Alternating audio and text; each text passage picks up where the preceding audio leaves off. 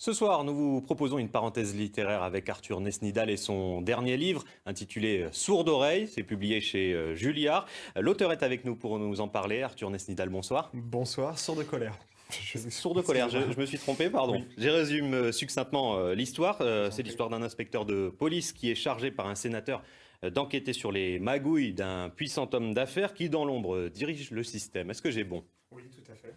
Alors, je parle de police et de Sénat, ce sont les termes qu'il y a dans le livre. Oui. Donc ça nous parle dans notre monde à nous, mais rien dans votre œuvre ne définit ni le lieu, ni l'époque de l'histoire. Pourquoi? Parce que toute ressemblance avec des faits réels serait purement fortuite.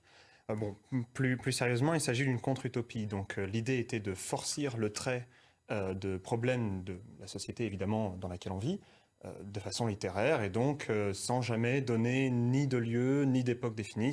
Ça permet de, comment dire, de mieux mettre en scène, en fait, de donner une portée plus symbolique à l'ensemble des critiques qui sont faites. Vous parlez de symbolique, cette sourde colère c'est celle du peuple, mais est-ce que votre livre n'est pas un petit peu manichéen avec le système qui est méchant, avec les riches qui sont méchants, les puissants, et le bon peuple qui est gentil? Peut-être. Bon, d'un autre côté, je pense que on tape suffisamment sur le peuple comme ça. Il faut bien de temps en temps, comment dire, le glorifier.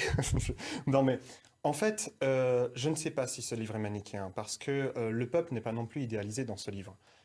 L'inspecteur Andrieux, le personnage principal du livre, est appelé à enquêter sur différents milieux sociaux, et en particulier évidemment le milieu des riches, qui est celui qu'il ne connaît pas. Voilà. Donc il fait des va-et-vient entre les deux milieux sociaux, entre les plein de milieux sociaux, des plus pauvres aux plus riches, des plus puissants aux moins puissants, et il se forge de cette manière une conscience politique, une conscience morale. On suit quand même un personnage qui est globalement immoral. Vous parlez de conscience politique, vous vous êtes vous-même engagé pour les législatives 2017 aux côtés de la France insoumise. Oui. Est-ce que ce livre, c'est un livre politique? C'est un livre engagé. Il n'y a pas de message? Non. Ben non, puisque... Alors, bon, je suis écrivain, je ne suis pas curé. Donc, je veille avant tout à écrire des livres qui sont plaisants à lire, qui sont distrayants autant que possible, et je ne sais pas, peut-être pas qui font voyager, mais en tout cas... qui font se mettre à la place d'eux. Je crois que c'est ça le principal attrait qu'a la littérature, c'est qu'elle permet de prendre le point de vue d'autrui, le point de vue d'autrui. Je vous demande quand même s'il n'y a pas de message, parce qu'en fait, dans votre livre, il n'y a pas, finalement pas de héros. Non.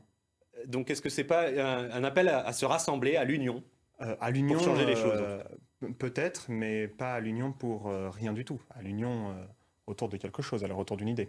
Alors, moi j'ai trouvé en lisant votre livre que quand même la gauche en prend pour son grade. Les traîtres et les corrompus sont chez ceux qu'on appelle les démocrates dans le livre. Est-ce que vous faites allusion au Parti Socialiste? Les traîtres ne sont pas de gauche, ils sont des traîtres. Est-ce que je fais allusion au Parti Socialiste? Je vous laisse la responsabilité de cette comparaison. J'imagine qu'elle est pertinente, c'est votre métier. Mais comme je vous l'ai dit, je suis là en tant qu'écrivain, donc je ne me permettrai pas d'en dire davantage. Très bien, c'est à découvrir du coup pour en savoir plus dans votre livre. Sourde colère d'Arthur Nesnidal, c'est édité chez Julliard et c'est en librairie depuis octobre. Merci Arthur Nesnidal. Beaucoup.